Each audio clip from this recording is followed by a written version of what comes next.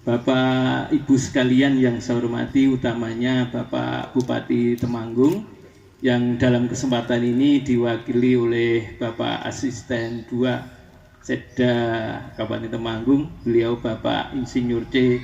Masrik Amin Yudi, dan beliau juga mantan Kepala Dinas Pertanian dan Ketahanan Pangan Kabupaten Temanggung, tidak asing lagi. Bapak Ibu sekalian yang saya hormati, perlu kami laporkan kepada Bapak Bupati Temanggung bahwasanya Temanggung yang begitu luar biasa, potensinya, agroklimatnya, komoditasnya sudah mencuat sampai ke luar Kabupaten Temanggung dan bahkan sampai nasional dan bahkan juga sampai ke internasional kaitannya dengan kopi dan vanilinya. Namun dalam pelaksanaan semuanya ini masih banyak kendala dalam rangka pengembangannya, karena ini masih support. Kendala utama adalah tidak hanya sekedar petaninya, namun kelembagaannya, teknis budidaya dan sebagainya, ini menjadi kendala utama. Dan kendala utama itu adalah SDM petani yang masih kurang, bukan saya katakan rendah, tapi masih kurang dimaksimalkan.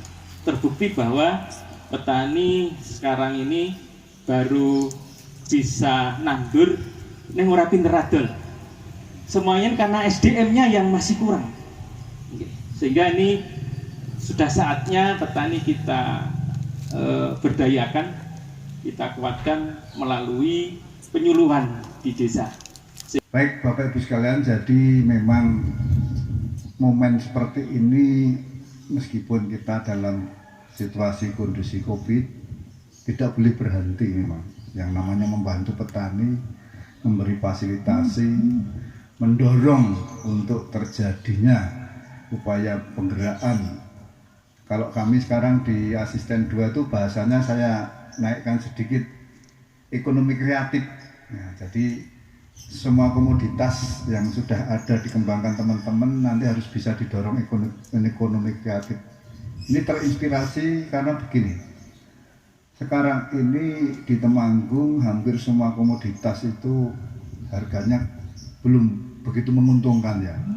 Sementara kualitasnya semakin hari semakin baik. Jadi Temanggung ini sudah sangat terkenal dengan beberapa komoditas di mana pasarnya juga sudah sangat luar biasa. Jadi hari ini kita baru mendengar petani tembakau baru kelimpungan mau memasarkan tembakonya ya. Panjenengan mendengar itu ya, sehingga kondisi ini juga memprihatinkan. Oleh karena itu beberapa hal upaya untuk mendorong petani semakin meningkatkan potensinya dan semakin meningkatkan diversifikasinya menjadi hal yang sangat harus dilakukan. Betul, hari ini adalah mungkin sebagai tonggak bagi pengembangan ekonomi kreatif lewat Plusdes, lewat rumah pintar petani, lewat pemberdayaan panjenengan semua ini. Dia punya output hasil yang sudah bisa langsung dibeli. Jadi kalau nanti ada tamu datang ke sini, langsung membeli bibit alpukatnya bisa, langsung membeli melonnya, malah bisa diajak metik ke kebun ya. Nah, tolong ini diuri-uri. Kalau perlu ya sekitar sini nanti bisa dijadikan laboratorium lapangannya Plusdes ini semua. Jadi sinergi. Saya di sini menjabat Ketua Gapoktan itu mulai tahun 2016. Nah, semenjak itu setelah saya terpilih, saya sadar betul apa artinya Gapoktan tanpa dukungan dari desa.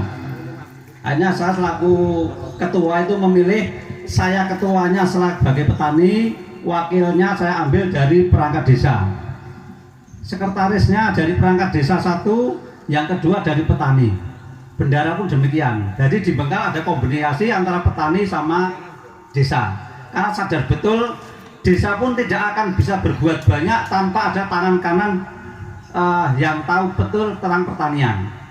Pak Lurah sadar betul mau menganggarkan, kalau Gapoktan punya tidak program, dia kesulitan menganggarkan. Saya pun demikian, saya tidak akan berbuat apa-apa mencari dukungan kalau saya tidak ada hubungan yang baik dengan pemerintah desa. Itu yang pertama. Dan yang kedua, itu saya selalu di sini Gapoktan pertemuan tiap triwulan sekali. Jadi apapun yang saya kembangkan di sini itu saya ambil benar-benar murni dari permintaan petani.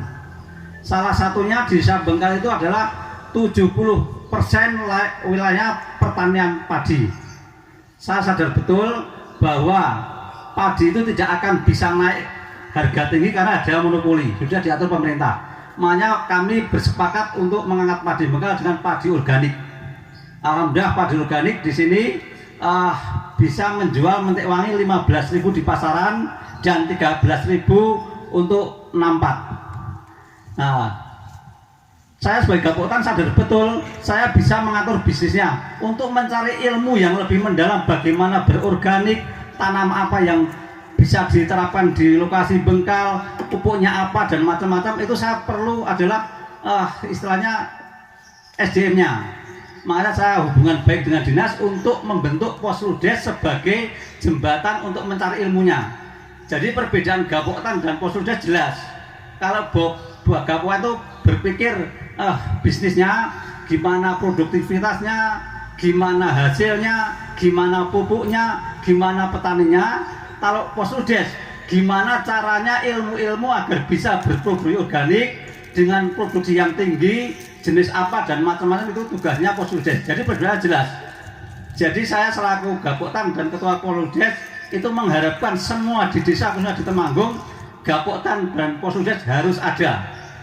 Dengan mengucapkan Bismillahirrahmanirrahim, pencanangan pos penyuluh desa Posludes atau Rumah Pintar Petani Kabupaten Temanggung pada hari Kamis tanggal 27 Agustus 2020 jam 11:04 dinyatakan mulai hari ini dicanangkan.